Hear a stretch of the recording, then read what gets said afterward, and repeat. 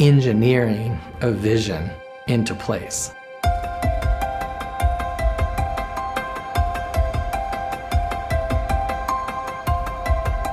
Not just designing building that would meet code and meet the program needs, but designing based on vision.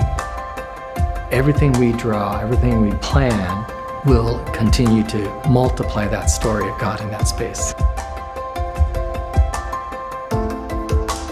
As a little kid, I loved God's work before I loved the God of the work. And I remember looking at how the wind pushes through wheat fields, seeing the waves in the ocean, and then at night, seeing the sky's dome. Someone designed all this. Just that word design, it sparked this imagination that was planted into all of us. I had that same picture that I can't see what's pushing those waves, but there is a force that's invisible. And I thought maybe the greater work of a design, especially a visioneer, is to help people see the unseen.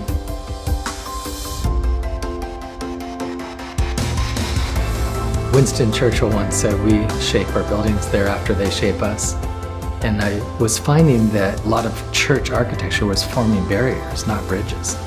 They're teaching from the pulpit about a God of order and beauty, and they're in this disjointed, ugly space, and it's confusing. And if we apply practical theology and design, we're going to design spaces that go with the message.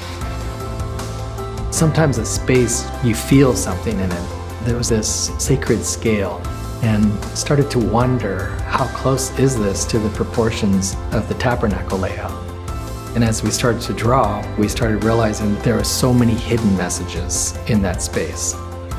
In a wedding ceremony, the bride would come in where the sacrificial altar would appear in the outer court. And it's almost now symbolic of giving up yourself to become part of someone else.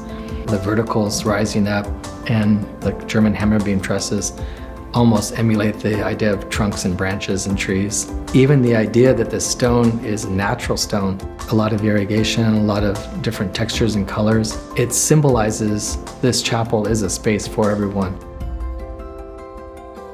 We always start with story. Then we start talking about space. It's not even really about walls and floors and ceilings, it's about how they create space, how those are used to create a scene. And then the last is style. People in their place and what their passion is. So when we see people, place, and passion, that then translates into the story of that people. The space that they're in and the style follows after that.